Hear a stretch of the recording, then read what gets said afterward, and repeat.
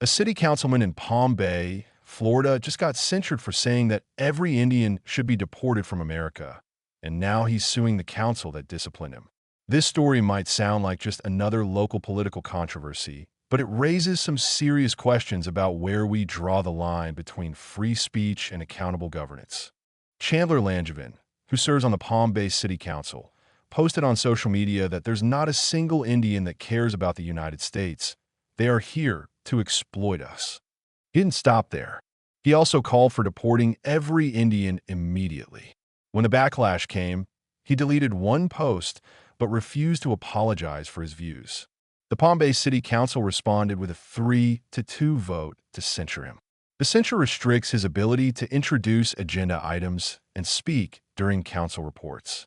It's important to understand what censure actually means here. It's not removal from office. It's an official statement of disapproval with some procedural limitations attached. Now Langevin has filed a federal lawsuit claiming his First Amendment rights are being violated, arguing that the council is retaliating against him for protected political speech.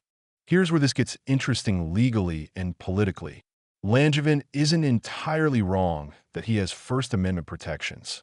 Americans, including elected officials, generally have broad rights to express political opinions, even unpopular or offensive ones.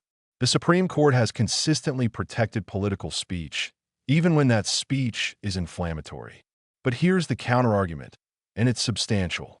When you're an elected representative, you're not just a private citizen anymore. You're speaking on behalf of constituents, including the Indian American residents of Palm Bay, who Langevin just said don't care about America and should be deported. There's a reasonable argument that elected officials can be held to different standards when it comes to how they conduct themselves in their official capacity. The council isn't prosecuting him criminally or removing him from office. They're essentially saying, you can stay, but we're going to limit your role because you violated the basic standards of conduct we expect from someone in this position. First, let's acknowledge the obvious. These comments are textbook bigotry. Declaring that an entire ethnic group doesn't care about America and should be mass deported isn't political discourse. It's prejudice dressed up as policy opinion. The generalization alone, claiming not a single Indian cares about the United States, is so sweeping it becomes absurd. But beyond the moral dimension, this case tests something important about local governance. Can city councils enforce basic ethical standards, or are elected officials essentially untouchable once they win an election? What's notable here is the political response. Republican Senator Rick Scott condemned Langevin's remarks. Other GOP leaders did too. This isn't a partisan divide situation where one side defends and one side attacks. The condemnation was fairly broad, which tells you something about how far outside acceptable bounds these comments were. The 3-2 vote is revealing. 3 council members said there should be consequences for this kind of rhetoric. 2 said no. That split likely reflects a genuine tension. How do we balance free speech protections with the responsibility that comes with holding public office? Some might argue the censure is exactly what local accountability looks like. Voters elected this council to govern, and part of governing is establishing standards for how officials conduct themselves. If Langevin's constituents disagree with the censure, they can vote him out or vote out the council members who censured him. That's democracy working.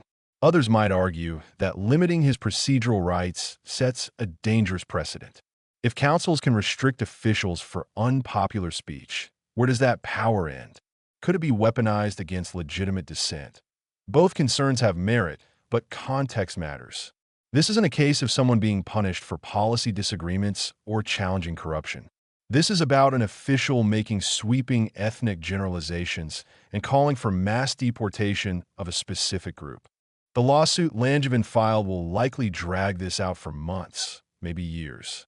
Courts will have to weigh whether the censure violates his First Amendment rights or whether it's a legitimate exercise of the council's authority to regulate its own procedures and standards.